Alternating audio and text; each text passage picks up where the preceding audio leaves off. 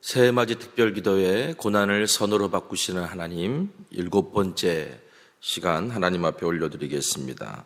찬송가 87장입니다.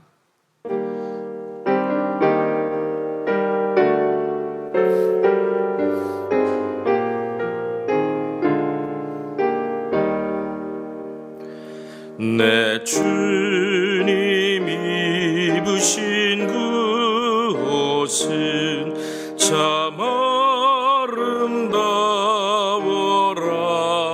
아름다워라. 그 향기 내 맘에 사무쳐 내 기쁨 되도다. 시온 성보다 더 찬란한 저 천성 떠나서 이 세상 오신 예수님 참 내 구세주. 내 주는 쓰라린 고통을 다 견디셨도다. 주 지신 십자가 대할 때 나 눈물 흘리네. 시온 성보다도 찬란한 저 천성 떠나서 이 세상 오신 예수님 참 내 구세주. 내 주님 입으신 환옷 나 만져보았네. 내 발이 죄악에 빠질 때 주 나를 붙드네.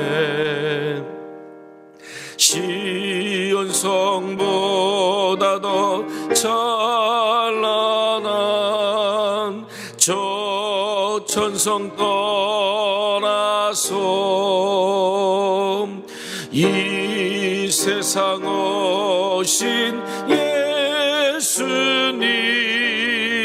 예수님 참 내 구세주.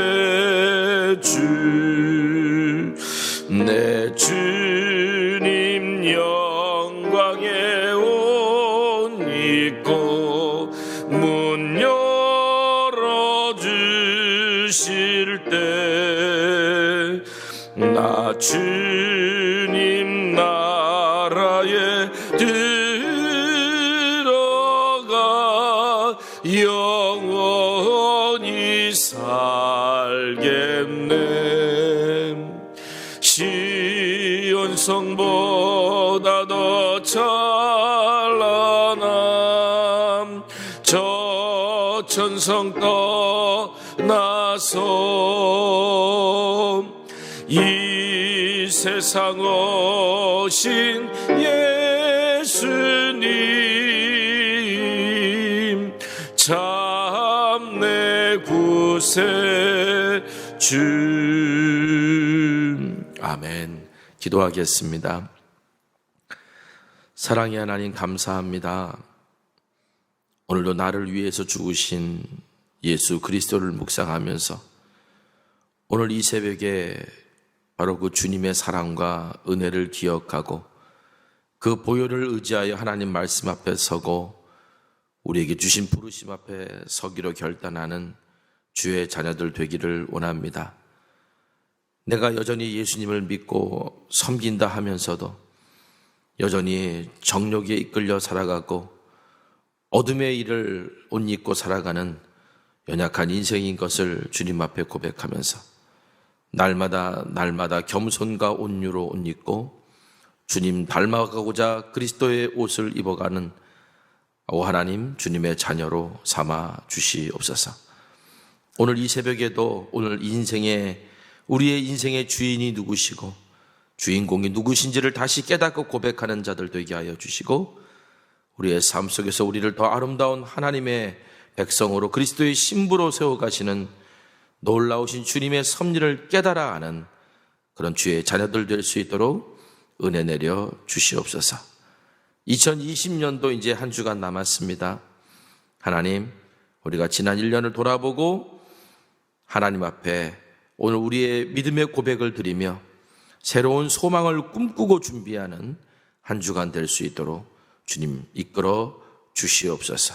오늘도 말씀을 통해 우리에게 주님의 세미한 음성을 들려주실 줄 믿사오며 예수 그리스도의 이름으로 기도합니다. 아멘. 성경 보겠습니다. 창세기 41장 37절에서 43절에 있는 말씀을 봉독해 드리겠습니다. 바로와 그의 모든 신하가 이 일을 좋게 여긴지라 바로가 그의 신하들에게 이르되 이와 같이 하나님의 영에 감동된 사람을 우리가 어찌 찾을 수 있으리요 하고 요셉에게 이르되 하나님이 이 모든 것을 내게 보이셨으니 너와 같이 명철하고 지혜 있는 자가 없도다. 너는 내 집을 다스리라. 내 백성이 다 내 명령에 복종하리니 내가 너보다 높은 것은 내 왕자뿐이니라. 바로가 또 요셉에게 이르되 내가 너를 애굽 온 땅의 총리가 되게 하노라 하고 자기의 인장 반지를 빼어 요셉의 손에 끼우고 그에게 세마포 옷을 입히고 금사슬을 목에 걸고 자기에게 있는 버금술에 그를 태우매 무리가 그의 앞에서 소리 지르기를 엎드리라 하더라. 바로가 그에게 애굽 전국을 총리로 다스리게 하였더라. 아멘. 오늘 새해맞이 특별기도회 7번째 시간의 말씀을 여러분들과 함께 나누도록 하겠습니다. 제가 오래전에 한동안 목양실 칠판에 써놓았던 그런 글귀가 있었습니다. 말씀을 준비하다가 갑자기 이제 그 글귀가 생각이 나서 찾아오게 되었는데요. 그 글귀는 이미 제 신비 속에 이렇게 새겨져 있는 그런 내용이에요. 어떤 내용이냐면 기쁨과 고통은 곱게 짜여져 거룩한 영혼을 위한 옷을 만드네 라고 하는 말입니다. 윌리엄 블랙이라는 분이 한 말인데, 자, 거룩한 영혼을 위한 옷은 옷이라고 하는 게, 옷감이라고 하는 게 그냥 짜여지지 않잖아요. 시실과 날실이 교차하면서 짜여지듯이 거룩한 영혼의 옷을 입는 것도 똑같다. 거룩한 영혼의 옷을 입는 것도 우리에게 시실과 날실이 교차하면서 만들어지는 것인데, 결국 기쁨만으로 우리의 거룩한 영혼이 만들어지는 것이 아니라 때로는 고통, 슬픔 이런 것과 함께 거룩한 영혼이 짜여지는 것이다. 그래서 저는 그걸 기쁨의 시실과 고통의 날실이 교차하면서 오늘 우리가 거룩한 영혼으로 세워진다, 이렇게 이해를 했습니다. 여러분, 시실과 날실이 없다면 옷감을 만들 수가 없죠. 바로 이 기쁨과 고통은 우리의 영혼을 거룩하게 만드는, 성숙하게 하고 주님 닮아가게 만드는, 축복받을 그릇이 되게 만드는 그런 재료와도 같다라는 것입니다. 그런데 우리가 거룩한 영혼을 지어 입으려면 무엇보다도 이전 옷은 벗어버려야 되는 거예요. 그래서 사도 바울이 이렇게 말했습니다. 에베소서 4장 22절 24절 너희는 유혹의 욕심을 따라 썩어져가는 구습을 따르는 옛사람을 벗어버리고 오직 너희의 심령이 새롭게 되어 하나님을 따라 의와 진리의 거룩함으로 지으심을 받은 새 사람을 입으라. 우리가 거룩한 영혼을 위한 옷을 입으려면 무엇보다도 옛사람을 벗어버리고 새 사람을 입어야 된다는 겁니다.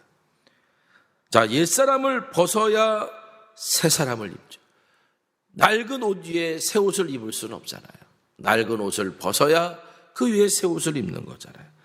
어둠의 일을 벗어야 빛의 갑옷을 입을 수 있는 거고, 그렇게 하는 것이 바로 그리스도로 옷 입는 삶이 되는 겁니다. 그래서 바울이 또 이렇게 얘기합니다. 로마서 13장 12절에서 14절. 밤이 깊고 낮이 가까웠으니 그러므로 우리가 어둠의 일을 벗고 빛의 갑옷을 입자. 낮에와 같이 단정히 행하고 방탕하거나 술 취하지 말며 음란하거나 호색하지 말며 다투거나 시기하지 말고 오직 주 예수 그리스도로 옷 입고 정욕을 위하여 육신의 일을 도모하지 말라. 아멘. 자, 어둠의 일을 벗고 빛의 갑옷을 입는 것. 그래서 정욕을 위하여 육신의 일을 도모하지 않는 것이 바로 그리스도로 옷 입는 삶이다 라고 사도 바울은 우리에게 이야기를 합니다. 어떻게 우리의 신앙생활은 바로 이렇게 그리스도로 옷 입혀가는 과정이 아닌가. 거룩한 영혼이라고 하는 옷을 지어져가는 과정이 아닌가, 이렇게 생각해 보게 됩니다. 그러면서 저는 오늘 이 요셉 이야기를 요셉이 입었던 옷으로도 설명할 수 있겠다라는 생각을 하게 되었습니다. 자, 요셉은요, 형들과는 다른 옷을 입고 자랐죠. 형들은 일꾼의 옷을 입었습니다. 들판에서 양을 치는 그런 목자의 옷을 입었습니다.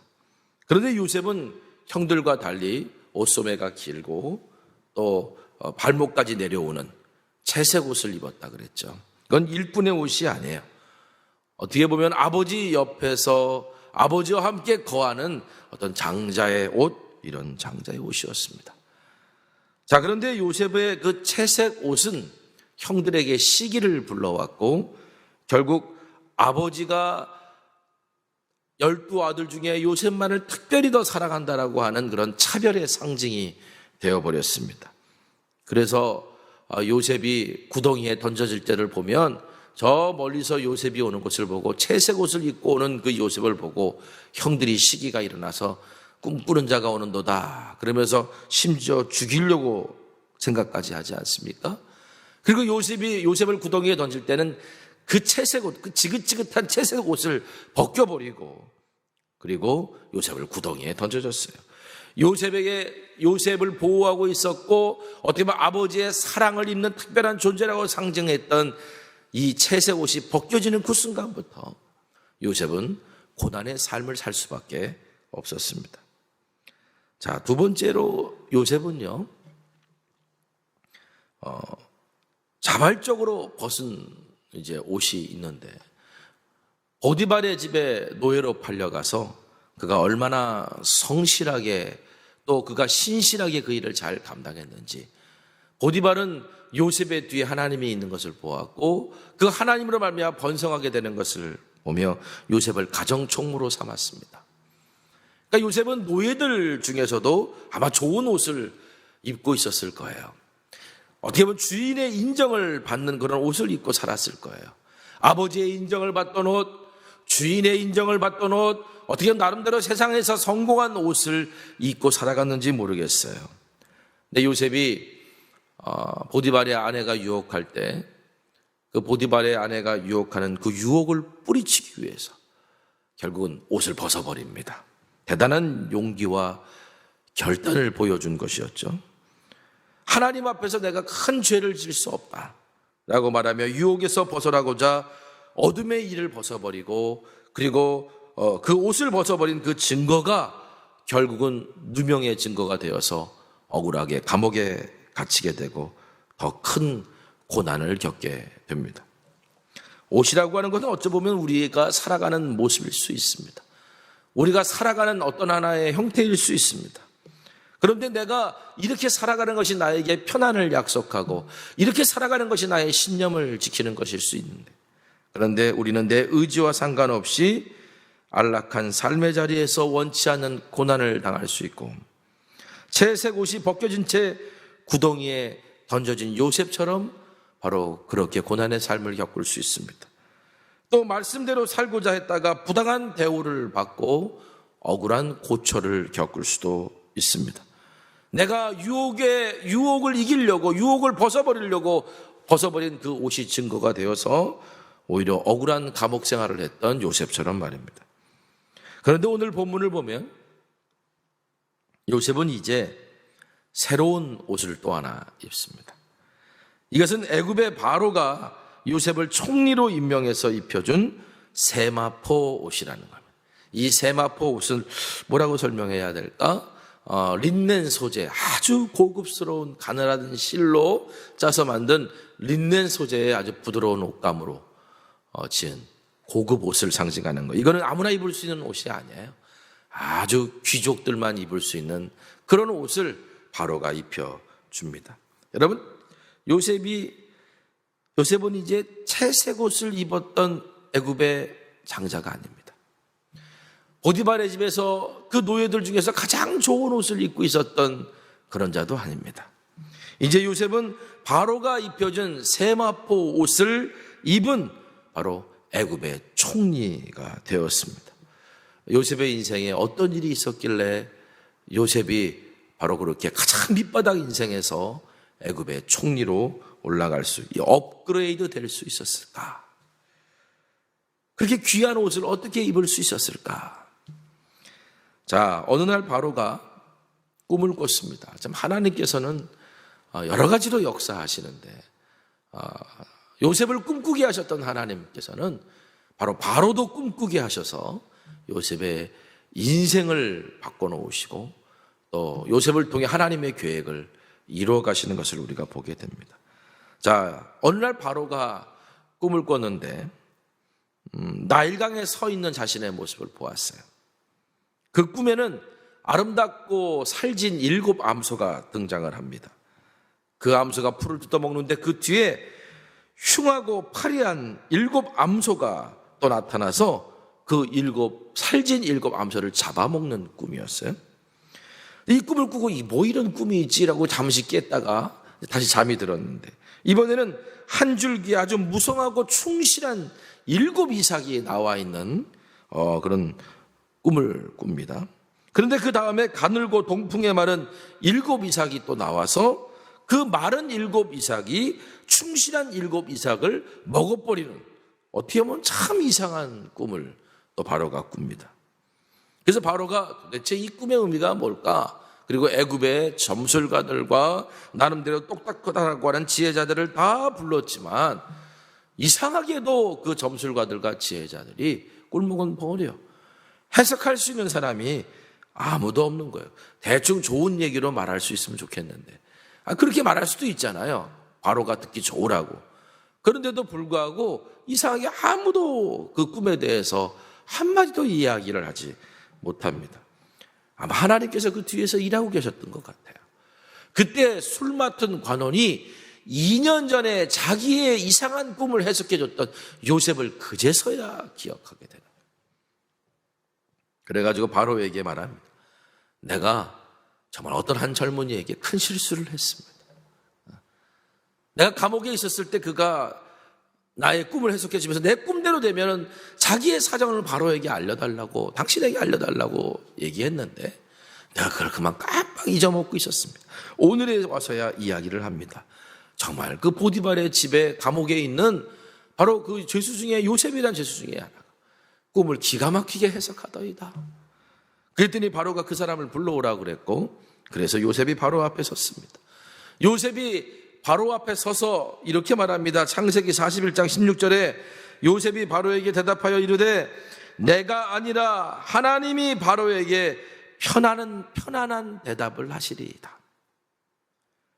자, 어떻게 보면 억울하게 옥살이를 하고 2년 동안 간절하게 술 맡은 관원의 소식만 기다리고 있던 요셉이었는데 요셉이 바로 앞에 딱 서서 하는 말이 내가 아니라 하나님께서 당신에게 편안한 대답을 하신다. 편안한 대답이라는 게 뭐예요?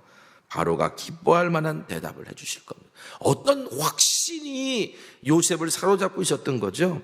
이 얘기는 결국 뭐냐면 요셉이 비록 감옥 안에 던져져 있었음에도 불구하고 줄곧 하나님을 의지했고, 그 과정에서 갈등과 아픔은 있었지만 오히려 그 갈등과 아픔 속에서도 하나님과 더 깊은 교제를 했던 사람이었다라는 것을 우리에게 분명히 말해주고 있습니다.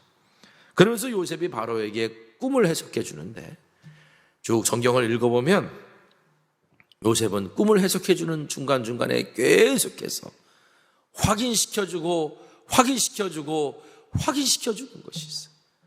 그게 뭐냐면 이건 하나님이 하신 거예요. 이건 하나님이 그렇게 하고 계시는 거예요. 이건 하나님이 하실 거예요 라고 하나님이 하신 일이라는 것을 계속 강조하더라. 한번 볼까요? 25절 말씀 보겠습니다. 요셉이 바로에게 이르되 바로의 꿈은 하나라, 하나님이 그가 하실 일을 바로에게 보이심이니이다. 또 한참 설명하다가 28절에 또 이렇게 말합니다. 내가 바로에게 이르기를 하나님이 그가 하실 일을 바로에게 보이신다 함이 이것이라. 32절 말씀에 바로께서 꿈을 2번 겹쳐 꾸신 것은 하나님이 이 일을 정하셨습니다. 하나님이 속히 행하시리니. 자 보세요. 바로 이 요셉이 바로 앞에 서서 꿈을 해석하는데 계속 뭐라고 얘기해요? 하나님, 하나님, 하나님, 하나님. 꿈 해석하는 내내 바로와 그의 신하들에게 자신이 아닌 하나님을 바라보게 만드는 거예요. 야, 요셉 똑똑하네. 요셉이 어떻게 지혜로울 수 있지? 우리 사람들은 그 말을 들으면 그렇게 바라볼 수 있을 텐데 요셉 자신을 바라보게 하는 것이 아니라 하나님을 계속 바라보게 만들더라. 이 이야기는 결국 뭘 의미하는 거예요? 요셉이 고난 중에 누구를 바라봤느냐? 그거를 우리에게 말해주는 거예요. 요셉은 자신의 삶에 찾아온 기쁨의 과정 속에, 또 슬픔의 과정 속에, 고난의 과정 속에, 성공의 과정 속에서도 요셉이 한결같이 바라본 분이 누구냐? 바로 그것을 우리에게 말해주는 바로 하나님이셨다는 거죠. 저는 요셉의 모습을 보면서 순금 같은 신앙이 뭘까? 바로 요셉 같은 모습이 아닌가를 생각해 보게 됐습니다. 여러분, 순금이 뭐예요? 불순물이 다 제거된 것을 말하는 거예요. 재련의 과정을 통해서 불순물이 다 제거된 것, 바로 그 금을 순금이라고 말하는 겁니다. 욥이 이렇게 고백을 하죠. 고난 속에서 욥이 이런 말을 합니다. 욥기서 23장 10절. 그러나 내가 가는 길을 그가 아시나니 그가 나를 단련하신 후에는 내가 순금같이 되어 나오리라. 내가 가는 길이 지금 고난의 길이고 내가 겪고 있는 일이 어려운 일이지만, 그러나 내가 가는 길의 끝을 우리 주님이 아시는데, 내가 이 모든 과정을 통해 단련받고 난 후에 순금같이 되어 나오리라.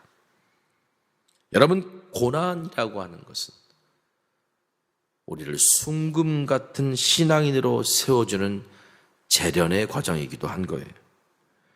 요셉이 끝까지 자기 자신을 드러내지 않고 하나님께서 하신 일임을 증언할 수 있었던 것, 사람이 뭔가 일을 좀 잘하고 자기가 뭐 인정받는 것 같으면 그래도 살짝 자기도 한번 드러낼 줄도 알고 나도 똑똑해요 라고 하는 것도 말하고 싶고 자기 의도 드러내고 싶은 게 인간이잖아요. 그런데 요셉이 끝까지 하나님만을 드러낼 수 있었던 이유도 바로 이 고난이라고 하는 시간을 통해 낮아짐을 경험하고 깊은 구덩이에 빠져먹음을 경험하고 그 재련의 과정을 통해 순금 같은 신앙인으로, 어떻게 보면 거룩한 영혼의 옷을 입은 사람으로 세워졌기 때문이 아닐까. 저는 오늘 말씀을 묵상하면서 이런 생각을 해보게 됩니다. 제가 어떤 책인지는 기억이 나지 않는데 어떤 책을 읽다가 너무나도 가슴에 확 와닿는 글이 있었어요. 어떻게 보면 그 당시 저에게 가장 필요한 말씀이었고 하나님이 제 기도에 주시는 응답과도 같은 글이었어요. 너무나도 큰 위로와 힘을 얻어서 제가 있던 목양실에 칠판이 하나 있었는데 그 칠판에다가 이렇게 써놨습니다. 그 글을 옮겨 적었어요. 기쁨과 고통은 곱게 짜여져 거룩한 영혼을 위한 옷을 만드네. 앞서서 제가 말씀드렸던 바로 윌리엄 블랙의 말입니다. 제가 이 글귀를 한 1년 6개월 동안을 계속 칠판에 써놨던 것 같아요. 지울 수가 없었어요. 저의 삶에 계속 마음에 고난이 찾아왔고 여러 가지 갈등이 찾아왔고 이런 순간순간마다 저는 그 글귀를 보면서 이것이 나를 거룩한 영혼을 위한 만드는 재료가 되겠지.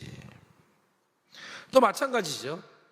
성공이 또 잘된 일들이 찾아올 때마다 또 그 글귀를 보면서 이 역시도 거룩한 영혼을 위한 재료로 삼아야지. 근데 그 옷을 짜는 건 내가 짜는 게 아니에요. 옷을 짜실 수 있는 분은 하나님 한 분밖에 없었어요.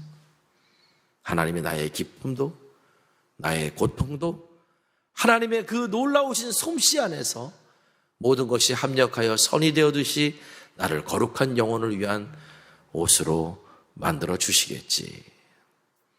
그래서 제가 모강실 한켠에 있는 제 칠판에다가 그 글귀를 써놓고 1년 6개월 동안 지울 수가 없었어요. 근데 제가 그 1년 6개월 동안 목양실 칠판에 써놨던 그거를 언제 지웠느냐. 제가 성천교회로 부임하기 위해서 제가 5년 동안 섬겼던 그 교회의 서재를 비우는 그날 제가 그 서재를 나오면서 지우고 나왔던 기억이 납니다. 그 글귀를 지웠지만 그 글귀는 제 신비에 새겨놓고 내 삶에 고난이 찾아오고 시련의 시간이 찾아올 때마다 꺼내서 생각했어요. 주님께서 이것을 통해서 또 하나의 거룩한 영혼을 위한 옷으로 만드는 재료로 삼으시겠지라고 말입니다. 오늘날 저라는 사람을 있게끔 만든 것, 주님과 함께 기뻐하는 순간도 있었지만 분명한 것은 주님을 간절히 찾고 기다리던 고난의 순간도 있었음을 고백합니다. 하나님, 하나님, 하나님, 하나님. 요셉이 바로의 꿈을 해석하면서 계속 하나님을 말했던 이유는 자기의 인생의 주인공이 내가 아니라 이 놀라운 이야기의 주인공이 내가 아니라 하나님이심을 그가 알았기 때문이죠. 제가 지난번 시간에 나치 독일 치하에서 그것에 반대하며 신앙을 지키려고 했던 고백교회의 성도 중에 크리스천 리거라고 하는 사람의 이야기를 들었던 적이 있습니다. 그가 악명 높은 수용소에서 4년 동안 수감 생활을 하면서 그가 고백한 고백이 뭐라 그랬어요? 내 인생, 나는 그 수용소에서 인생의 주인공을 만났다. 그분이 바로 주님이시다라고 고백했다라고 하지 않았습니까? 요셉도 고난의 시간을 통과하면서 오직 하나님만이 자신의 인생의 주인공임을 깨달았던 거예요. 그래서 모든 것은 하나님이 하신 거고요. 하나님이 하실 거고요. 하나님이 반드시 이루실 것이라는 고백할 수 있었던 것입니다. 이런 요셉에게 바로가 이렇게 말합니다. 38절 40절. 바로가 그의 신하들에게 이르되 이와 같이 하나님의 영에 감동된 사람을 어찌 우리가 찾을 수 있으랴 하고 요셉에게 이르되 하나님이 이 모든 것을 내게 보이셨으니 너와 같이 명철하고 지혜 있는 자가 없도다. 너는 내 집을 다스리라. 내 백성이 다 내 명령에 복종하리니 내가 너보다 높은 것은 내 왕자뿐이니라. 와, 아니 감옥 깊은 구덩이에 던져졌던 존재가 하루아침에 애굽의 2인자가 돼요. 자 보세요 여러분, 이건 어떻게 불가능한 일이잖아요. 30살의 젊은 나이입니다. 어떻게 보면은 뭔가를 나라를 운영해 본 사법고시를 감옥 안에서 패스한 것도 아니고 행정고시를 패스한 것도 아니고 그냥 죄수였어요. 더군다나 이방인이에요. 애굽 사람들이 볼 때는 이방인 히브리인이었어요. 노예였어요. 아니 어떻게 이런 사람을 단 하루아침에 세계 최강대국인 애굽의 2인자로 삼을 수 있을까요? 그렇게 바로가 삼을 수 있었을까요? 그리고 더 놀라운 것은 바로가 그렇게 말한다고 했을 때 반대했던 신하가 단 한 사람도 없었다는 거예요.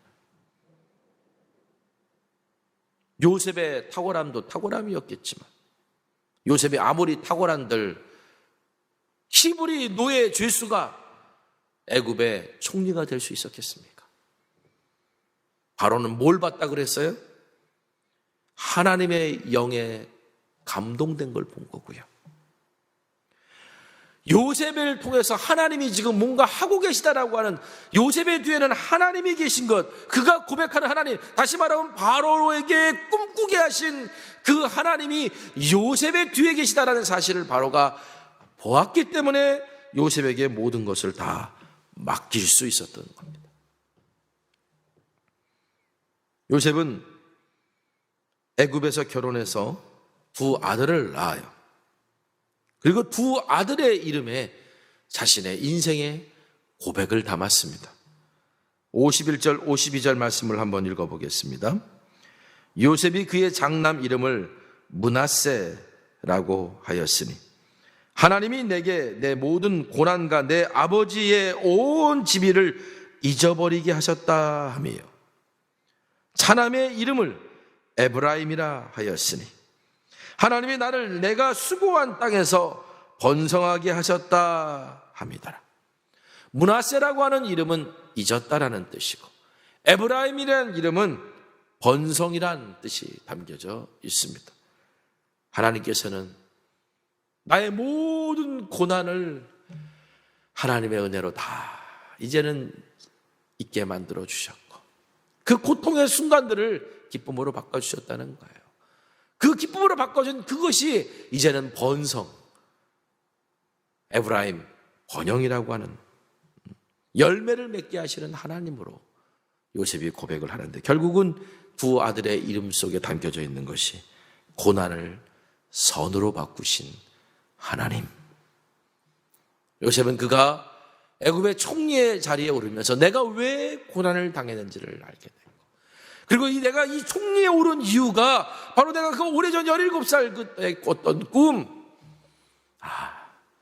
하나님이 그 일을 지금도 이루고 계시는구나 라고 하는 것을 깨달아서 바로 번성하게 하시는 하나님, 바로 그 하나님을 바라보게 되고 감사하게 되었다는 거예요. 사랑하는 성도 여러분, 고난 중에도 하나님을 신뢰하고 우리의 삶의 기쁨과 성공이 하나님으로부터 온 것임을 고백하는 사람은 요셉이 이제 죄수의 옷을 벗고 바로가 입혀주는 세마포 옷을 입었듯이 하나님께서 기쁨이라고 하는 시실과 고난이라고 하는 날실로 바로 우리를 세상에서 가장 아름다운 그리스도로 옷 입혀주고 계시는 것임을 우리에게 오늘 말씀은 보여주고 있습니다. 우리가 고난 중에도 하나님을 신뢰하고 모든 것은 하나님으로부터 왔습니다라고 고백하여서 우리로 그리스도로 옷 입혀주시는 그 놀라우신 하나님의 손길을 경험하는 오늘 이 시간이 되기를 간절히 소망합니다. 기도하겠습니다. 사랑의 하나님,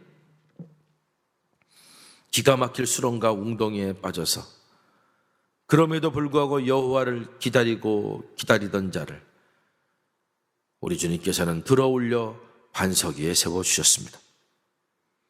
요셉의 이야기를 바라보면서 내 삶의 기쁨의 순간만이 나를 만들어가는 것이 아니라 오히려 바로 고난의 순간이 나를 순금 같은 신앙인 아름다운 거룩한 영혼을 위한 옷을 만드는 완성이 될 수 있는 그런 하나님의 재료가 될 수 있음을 우리가 고백하면서 오늘 나의 삶에 우리의 삶에 찾아온 이 고난과 시련도 하나님 앞에 올려드리게 하여 주옵소서.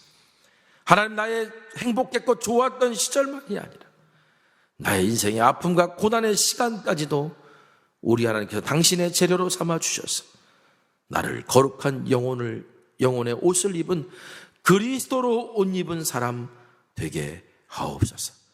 어둠의 일을 벗고 빛의 갑옷을 입게 하시고 정욕의 일을 벗어버리고 그리스도로 옷 입어서 오늘 우리가 하나님께 영광 돌리며 이 땅에서 승리하는 그리스도인의 삶을 살아갈 수 있도록 은혜와 복을 더하여 주옵소서.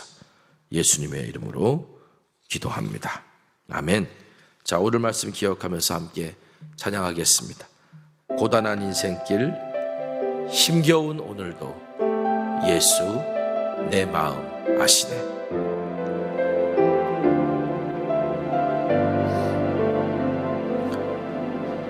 고단한 인생길, 힘겨운 오늘도 예수 내 마음 아시네.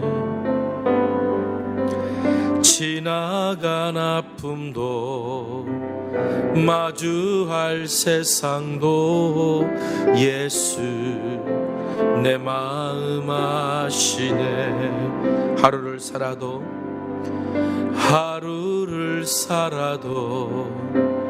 기쁨으로 가리 예수 늘 함께 하시네.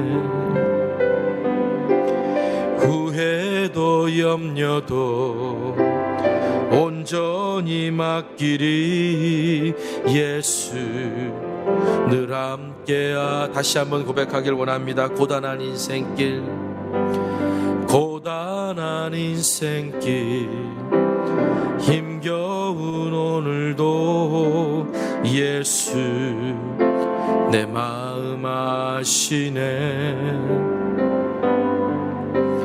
지나간 아픔도 마주할 세상도 예수 내 마음 아시네.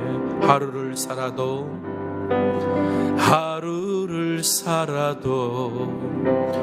기쁨으로 가리 예수 늘 함께 계시네.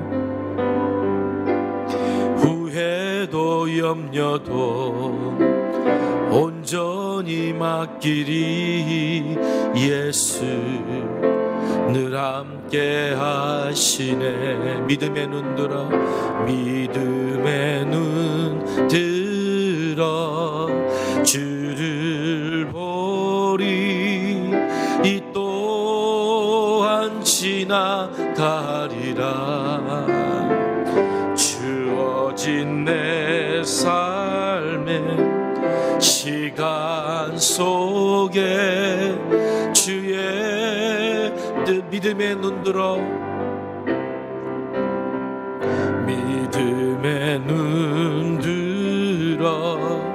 주를 보리. 이 또한 지나가리라. 주어진 내 삶의 시간 속에 주의 뜻 알게 하소서. 오늘 말씀을 묵상하며 하나님, 오늘 내 인생에 찾아온 고난도 주님의 손에 맡기면 거룩한 영혼을 위한 재료가 됨을 믿습니다. 오늘도 나의 삶의 인생의 주인공이 주님이심을 내가 고백하며 나아갈 때 거룩한 영혼을 위한 순금 같은 신앙인으로 우리를 삼아 주옵소서. 함께 다 같이 말씀 붙들고 기도하겠습니다. 거룩하신 아버지 하나님,